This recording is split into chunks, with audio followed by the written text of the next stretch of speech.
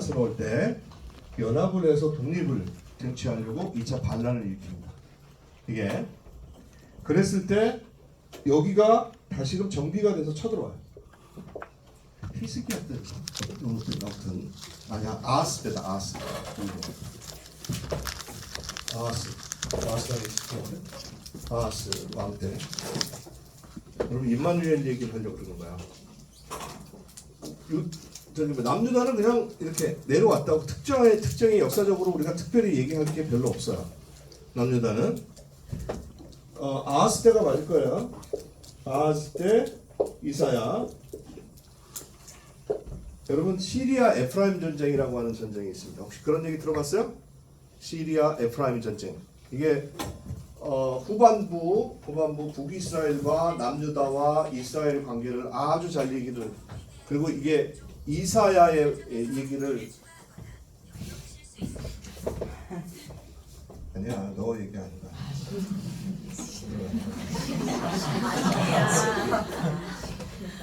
아주 잘 정립해주는 얘기가 여러분 임마누엘 얘기입니다.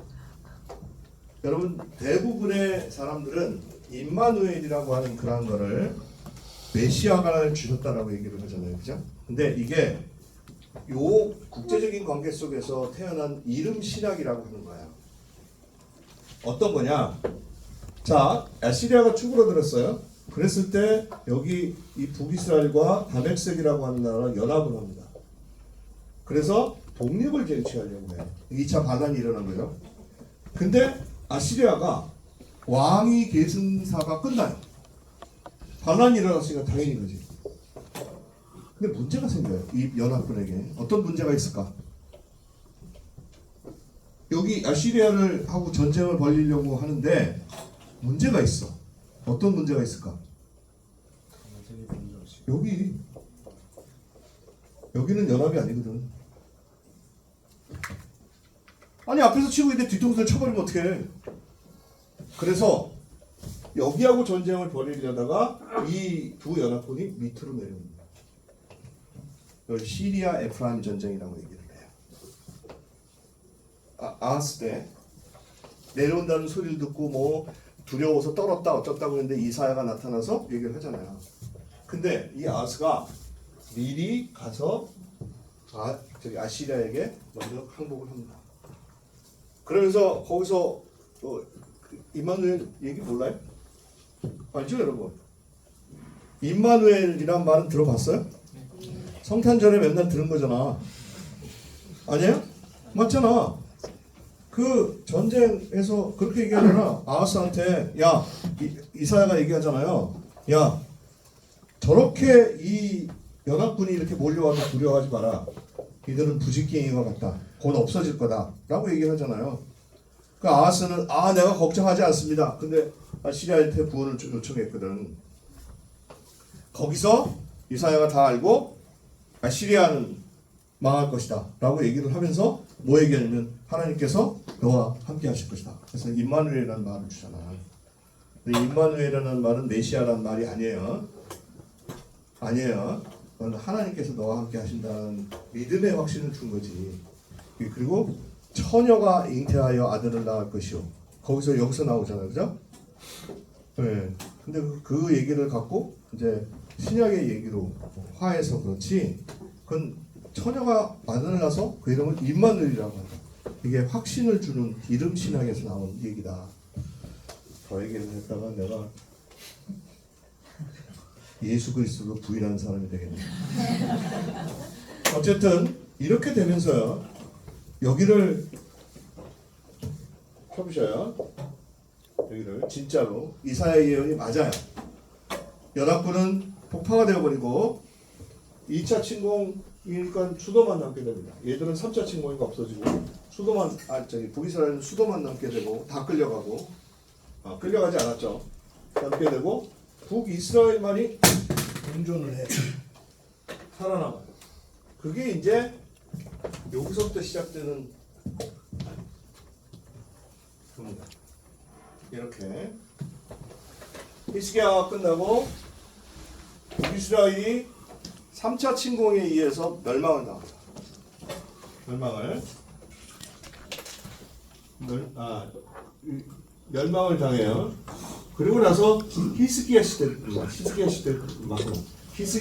때 반란을 아시리아한테 반란을 일어나요. 그리고 아시리아가 쳐들어와서 예루살렘만 남겨놓고 전부 다 황폐하게 없애버립니다.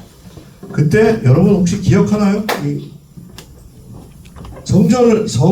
예루살렘은 에워싸 갖고 있는데 예루살렘에 먹을 것이 없어서 그때 애를 삶아 먹는다는 얘기가 거기 나오잖아.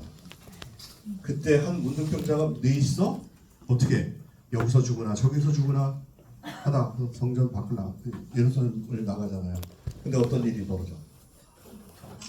아시리아가 다 물러가자. 자, 이 기억이 나중에 요시아가 죽고 나서 이데올로기화가 돼요. 그러면서 이제 아시리아가 다시 쇠퇴하기 시작해요. 또 왕위 계승사에 의해서. 그때 일어난 왕이 누구냐 하면 요시아입니다. 요시아는 다윗 이래로 솔직히 이스라엘의 전면적인 개혁을 한 사람이에요. 맞아요.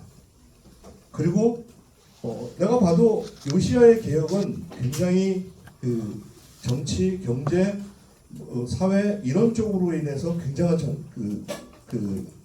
정치 개혁을 해요. 근데 몇 가지 문제가 있어요. 여러분, 요시아가 예루살렘만 남겨놓고 성전을 다 파괴합니다. 근데 그 성전을 파괴했다는 것이 그냥 바알의 성전만 파괴한 게 아니에요. 실로 그동안에 있었던 야훼 성전까지 싹 파괴합니다. 이게 뭘 의미를 하냐면, 쉽게 얘기하자면 여의도만한 땅에다가 성전을 지어놓고 한국 땅에 있는 모든 종교적인 집단들, 사찰, 교회, 카톨릭 예배당 모든 것을 다 없애버립니다. 하나의 성지. 그래서 여러분 신명기나 또 이 얘기들을 보면 간혹가다 그런 말들을 해요. 하나의 성지 이렇게 얘기하거든요. 솔로몬이 그 어디지? 실로인가? 어디 가서 산당에서 일천번제를 지었잖아요. 예루살렘 성이 아니거든요. 신명기사가에는. 근데 역대기에는 예루살렘 하나의 성지예요. 하나의 성지에다가 모든 제사를 마련해 놨어요. 그러니까 이게 획일화가 되어버린 거예요. 획일화. 그러니까 정치적인 개혁을 하고 사회적인 개혁을 하고 뭘 하는 건 다 좋아요. 그런데 거기에 맞게 하나의 이데올로기를 낳기 시작을 해요. 예루살렘의 신성화. 이 이데올로기. 모든 것은 다 예루살렘에서 움직인다. 이런 신성화를 낳게 돼요. 그러면서 내가 요시아를 욕하는 게 그거야. 그것만 잘하지. 그러면 솔직히 이스라엘은 어느 정도 숨을 쉴 수 있는 회색의 모습이 되었을 거야. 여기에 아시리아가 여기 있는 느본가 이집트에게 원병을 주합니다. 우리 살려달라. 바벨론이 우리를 죽이려고 하고 있다. 바벨론과 아시리아가 격돌을 해요. 죽이려고 하고 있다. 라는 얘기를 해요. 그래서 여기는 당연히 틈틈이 노리고 있다. 영토 때문에 가죠. 놔두면 되잖아. 그냥 자기가 지금 이스라엘에서 무지한 개혁을 시작했고 막 그 개혁의 가도가 달리고 있는데 요시아가 저지하는 겁니다. 무기또 그냥 죽어요. 그러니까 여러분 어떻게 생각하는지 모르겠지만 개혁이라고 얘기를 하는 것은 물론 민중의 소리도 막 있어야 돼요. 근데 그걸 이끌어 나갈 지도자가 있어야 돼. 근데 어느 날 갑자기 죽었어 이 사람이. 응? 이거 어떻게 이해를 하지? 하나님이 어디 계셔? 우리가 그 요시아 개혁에서 요시아의 이야기를 쭉 보면 정말 율법대로 살려고 노력한 사람이야. 네? 근데 여기서 죽었어. 여러분들은 과연 무슨 생각을 할까? 처음 내가 이런 생각을 집어넣어 버리나? 여러분, 내가 이런 얘기를 한번 해볼까? 내 동기가요.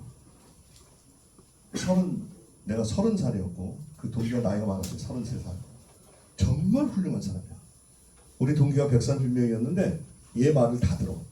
그 말썽 많은 놈들이. 얘 말 한마디면 다 수긍하고 다 들을 정도였어요. 진짜로. 아니 진짜로. 그리고 얘들 이제 우리 졸업해서 목회 다 갔고.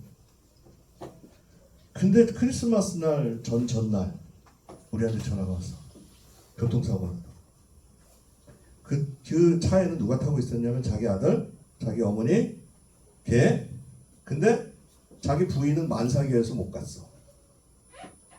그게 22일인가 그래요. 대전의 병원으로 아들하고 어머니는 거기서 식사하고 얘는 살았어. 그 대전 무슨 그 기독교 병원인데 지금 어느 병원인지 모르겠어요. 거기에 90명이 모였어요. 다 목회. 22일일 거예요. 23일? 22일, 23일. 그래서 밤새도록 기도했어. 살려달라고. 살았을까 죽었을까?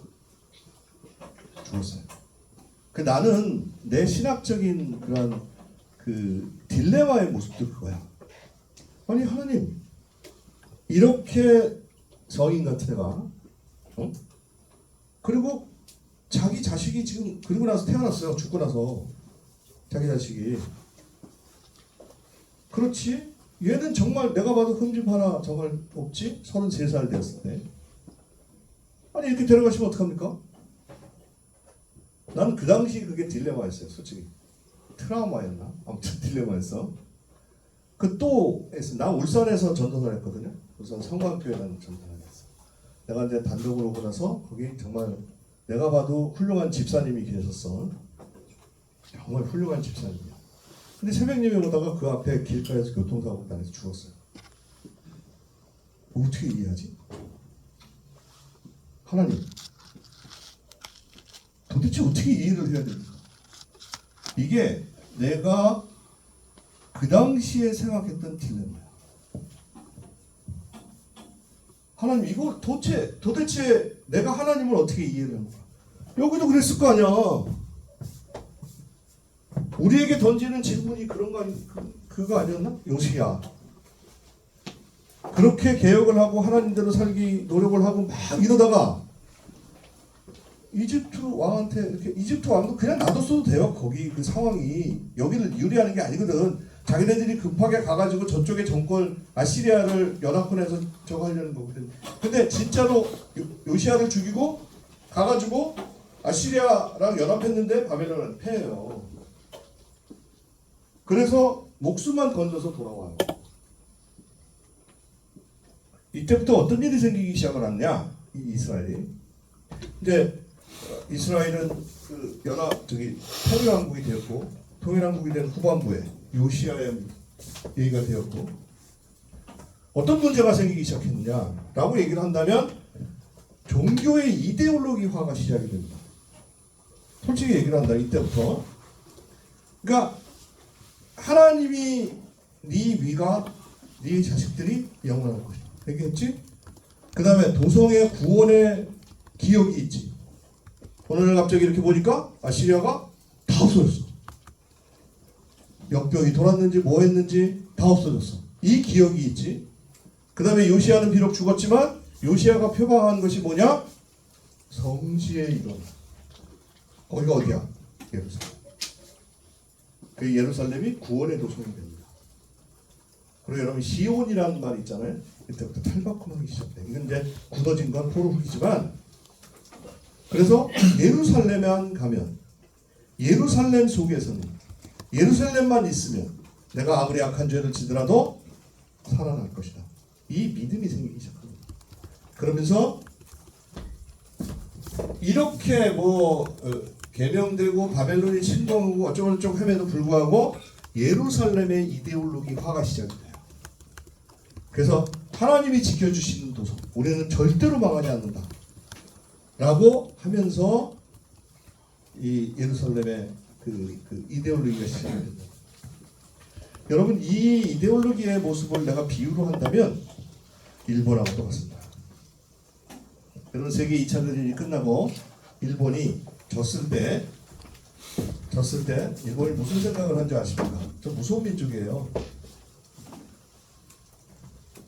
일본은 뭐 친하게 지낼 만한 예, 우리 옆집이에요. 네이버홀. 응? 아, 그건 인정해요. 근데 얘들이 무서운 민족이에요. 여러분 일본이 전쟁에 졌잖아요. 그죠? 전쟁이 졌을 때 천황이 얘기하죠. 전쟁 끝이라고. 걔들이 왜 전쟁을 끝이라고 해요? 뭐 우리가 본토가 침략이 되고 이제 어쩔 수 없이 이렇게 돼서 졌다? 아니에요. 천황이 전쟁을 그만두라고 해서 진 거예요. 그래서 쟤들이 우리가 지은 죄가 있고 어쩌고저쩌고 반성을 여러분 안 한다고 얘기죠.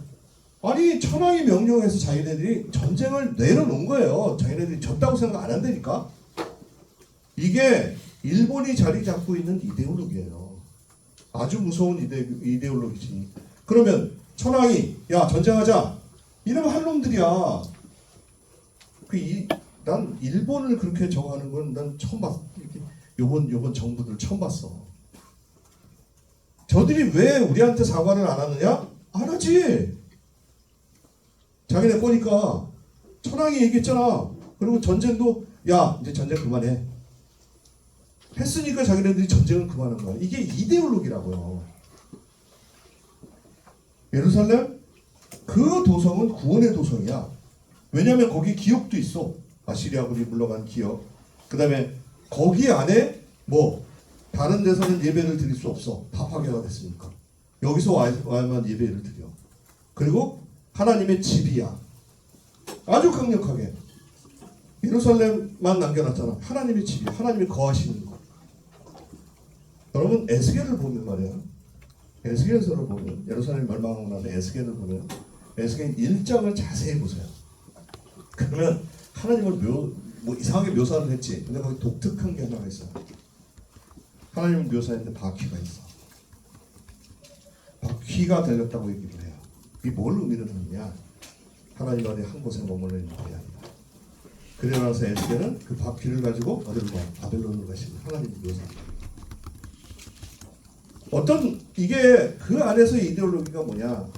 한 교회에 거하시는 하나님, 성전에 거하시는 하나님, 이 무서운 이데올로기가 되어버리는 거야. 우리는 성경만 들어가면 하나님과 함께 하니까. 내가 아무리 죄를 졌어도 하나님과 함께 하니까. 이런 이데올로기가 되어버린단 말이에요. 여러분 성막하고 성전하고 달라요. 성막이 있을 때는 그 성막을 접잖아. 그리고 이동을 하잖아. 그럼 그때도 이 사람들이 성막을 접어서 이동할 때도 성막을 접은 성막에 계시는 하나님 이렇게 생각했을까? 여기서 하나님의 자유라고 하는 그런 얘기를 해볼 수 있다는 거예요. 자유로우신 하나님. 근데 성전이 딱 세워졌어. 그럼 그때부터 그게 하나님의 집이래. 하나님 거기 거하셔야만 돼. 근데 이게 솔로몬 성전 때부터 계속돼서 나중에 예루살렘이라고 하는 구원의 도성으로 화해지고 거기 있는 사람들은 하나님은 거기만 계신 분. 왜? 딴 데는 성전이 없어. 다 없애버려가지고 예루살렘에만 거하시는 하나님이 되어버린 거야. 그리고 하나님은 거기 거하셔야만 돼. 이게 그 당시 멸망할 때까지 그들이 갖고 있었던 강력한 이데올로기적인 생각이에요.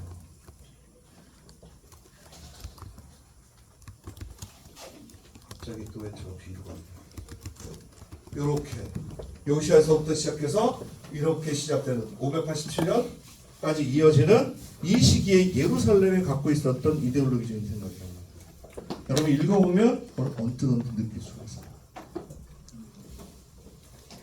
그리고 나라는 예루살렘 하나만 남았어. 응? 그러면 프라이드는 굉장히 기뻐. 와, 우리는 여기 있으면 야훼가 우리를 지켜줄 거야. 이 모습. 시리아도 물러갔는데 바벨론이 저까지게 뭐라고 얘기를 합니다. 무수한 침공에도 불구하고 그들은 그런 속에서 이 왕의 모습이 바뀌어요. 자, 그러면 마지막 질문이죠. 이게 내가 여러분한테 했던 아니지. 5번 남유다의 멸망 원인과 그 의미는 과연 무엇일까? 여러분 나름대로 생각한 걸 한번 얘기를 해볼까? 너무 뒤로 만드나? 저 있죠? 5번. 여러분이 나름대로 생각하는 남유다의 멸망의 의미는 과연 뭘까? 그렇게 해서 멸망당합니다. 멸망당해요. 자, 찾아온 게 뭘까? 저는 요시아의 이른 죽음에 대해서 생각했습니다. 신흥 세력이 이제 바빌론을 버리고 그다음에 명칭만 남아 있는 아수르와 연합하고 아수르를 생각했기 때문에 요시아의 이 시대를 바라보는 눈이 약간 좀 아쉽지 않나라고 생각을 했습니다. 그건 요시아 얘기고. 그래서 멸망했단 말이야. 그 멸망의 의미가 뭘까? 멸망의 의미인지. 내가 5번 얘기했잖아. 요시아 때는 멸망 안 했어요.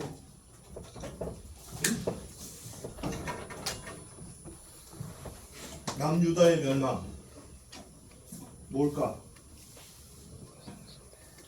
저도 이거는 너무 어려워가지고. 왜 어렵지? 내가 표현을 너무 어렵게 했나? 자, 남유다의 멸망의 원인 남들 다 한다면? 왜 5번까지 내려오는 건 상상도 못했나? 아이 다 알아. 다 생각해봐. 하나님의 심판입니다. 하나님의 심판? 왜? 뭘 어쨌다고? 계속된 우상 숭배로 하나님의 심판이 됐다고 생각합니다. 우상 숭배를 어떻게 했다고? 누가 우상 숭배를 했대요?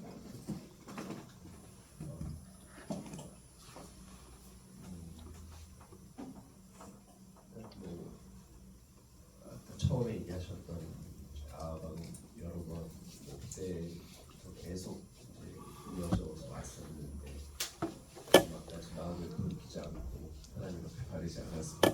슬퍼하죠. 나는 여러분들이 좀 성이 있었으면 좋겠어. 생각을 하면 어느 정도 그리고 멸망당했을 때 성경 구절을 읽고 생각을 해보면 그것에 대한 이야기들을 한번 생각해 볼 수 있어요. 내는 성의 있게 얘기를 좀 했으면 좋겠어. 생각해 와서 이런 문제에 있어서는 이거 굉장한 구약성서 전체에 걸쳐서 남유다의 멸망은 하나의 획을 긋는 거거든요. 굉장한 의미를 갖고 있는 게 여러분 구약성서를 이해하는 데 있어서 남유다의 멸망의 의미를 이해를 하면 앞뒤가 다 이해가 돼요. 근데 그거를 내가 바라는 것도 아니야. 정확하게 대답도. 근데 어느 정도 갖춰야 되지 않을까? 얘기를? 응? 자, 다시 한번 용기를 내서 내가 나도 마이크를 들이댈 때는 용기가 필요한 사람이야.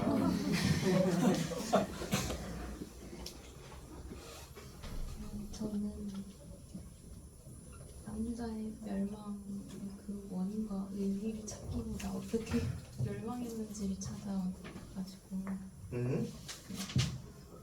바벨론의 느부갓네살이 이 시드기야를 통치자로 임명했는데 이 시드기야가 정치적인 상황을 잘못 파악해서 이 조공을 바치는 것을 거부하고 또 예레미야의 경고를 무시함으로써 예루살렘이 두 번째로 포위당하고 그래서 바벨론에게 유다가 파괴되는 것을 찾아갔어요.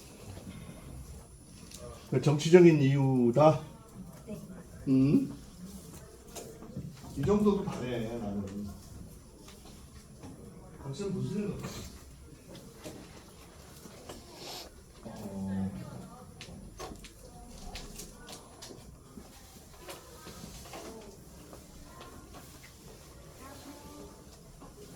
남유다의 이제 지금 시험 문제가 내가 여러분한테 던진 데서 나와. 지역적인 우상 숭배와 사회적 불의와 부패 등으로 인해서 이제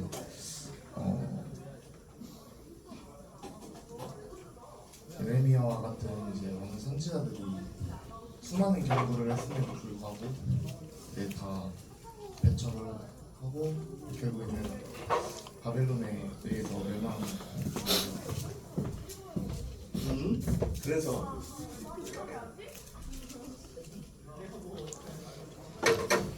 그래 좋다. 지금 얘기한 사람이 원인이다. 그럼 그 다음 사람은 남유다의 멸망의 의미는 뭐야? 응? 의미는 뭐야? 남유다 멸망의 의미가 뭘까? 그 원인이라고 쳐. 좋다. 내가 얘기했듯이 뭐 우상 숭배니 뭐 어쩌고 지금까지 정치적인 얘기도 다 그게 원인이다. 그 의미는 뭘까? 뭐를 의미라는 걸까? 기본적으로는 안 들려? 안 들리나? 네. 기본적으로는 순종하실 때 복을 주시고 이제 불순종에 대한 심판, 그 첫 번째가 심판이라고 보고 두 번째는 그 예레미야 7장 말씀에 보면 성전이 있으니 안전하다 하는 말씀이 있는데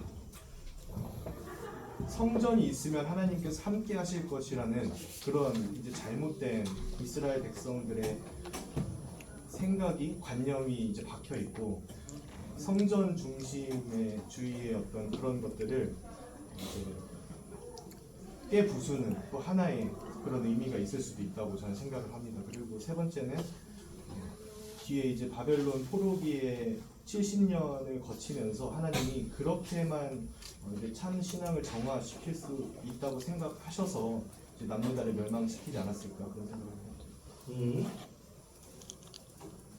어느 정도 성의 있는 대답이야. 근데 저것도 원인이야. 엄격히 따지면 원인이라고 여러분 이거 봤네? 조선에 들어가서 본 거야 이게. 원인이라고 얘기를 하면 여러분들이 얘기를 했을 때 뭐 가장 정한 건 하나님 보시기에 좋지 않았다. 근데 거기에 모든 사람들의 모습이 아까 얘기했듯이 이데올로기적인 그런 상황 속에서 하나님을 바라봤다. 원인이라고 얘기하는 그런 모습들을 성경에서 담아서 우리가 추측을 해보자면 그거야. 결국엔 하나님을 자기네들 마음대로 세모나게 생각하고 네모나게 생각하고 그리고 예루살렘이라고 하는 그런 이데올로기 속에 갇혀서 하나님은 우리와 함께 계시다. 절대로 우리와 함께 계시다. 라고 하는 그런 믿음. 근데 불의는 계속한 거죠. 왜? 이걸 어떻게 할 수 있습니까? 예레미야가 그 얘기를 해요. 예레미야는 두 가지를 다 얘기를 해요.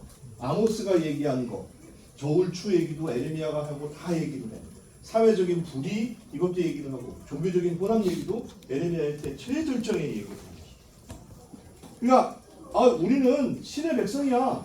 우리는 정말 하나님께서 모든 걸 지켜줄 거야. 그런데 사회상에서 자기들이 살아가는 모습들은 불의와 부정과 부패를 행하는 그런 모습들을 살아가는 거야. 하나님 보시기에는 결국 예언자들이 한 세기의 예언자들이 계속 이어져서 하는 얘기가 다 들어맞고 있는 거야. 아모스, 호세야, 이사야, 미가, 예레미야까지 이르는 이 사람들의 예언들이 전부 다 같이 이루어지고 있는 그 사회에서 오늘날 성전 지향주의적인 그런 개신교 한국의 기독교의 모습을 여러분 비추어서 한번 생각을 해봐. 오늘 철퇴 맞았잖아. 포비로. 하나님이 그렇게 보내셨다고 하면 내가 또 이렇게 좀 미친놈 이렇게 소리 들을 거야. 근데 우리도 한번 반성을 해볼 필요가 있지 않을까? 라고 하는 거야. 그래서 멸망했어. 근데 그 의미가 과연 뭘까? 이렇게 생각을 해볼 수도 있어요.